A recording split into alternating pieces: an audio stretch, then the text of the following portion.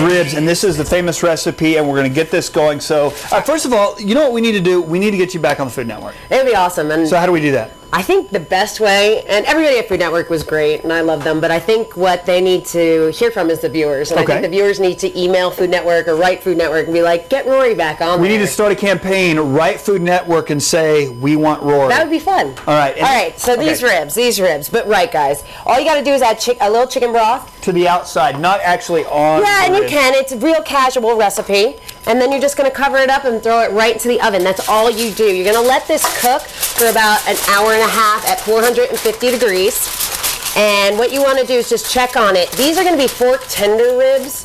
And basically, we're doing a braise. So we're braising them. You're braising them. And then, because we've got some extra time, we're going to do the swap out here. But we're going to be able to make our actual barbecue sauce. We are. Kind of some stuff that you have hanging around the house. I love this. I love this. So let's do it. This recipe also, basically, all we have here is a little oil, a little garlic. And then that chicken broth that we were using earlier, we're just going to add that chicken broth to here.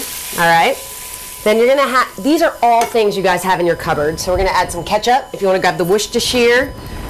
Ketchup is pretty much the base. That's what gives barbecue sauce that color. Right, and so, but you can use different bases in your barbecue sauce, can't you? Absolutely. I've had it was a really strange, how much of this do I put in here, by the way? That's good. See, that's what's fun about barbecue sauce. You can make whatever you want.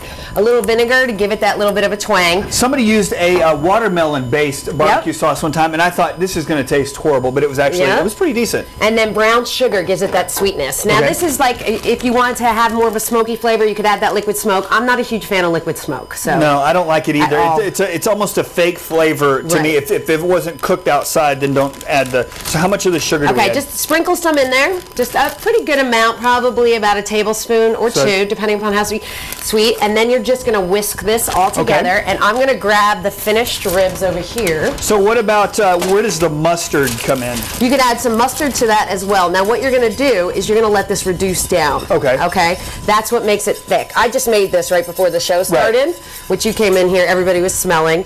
And this is the consistency that you're going to be looking for. Great. I mean, it's just like barbecue sauce. So reducing that down, and I know depending on where you live, it kind of depends on how you like your barbecue. Where is it where they really like that mustard-based kind of barbecue sauce? You know, it depends on where you're at. You could go to Tennessee, they have a mustard-based a lot. In Jersey.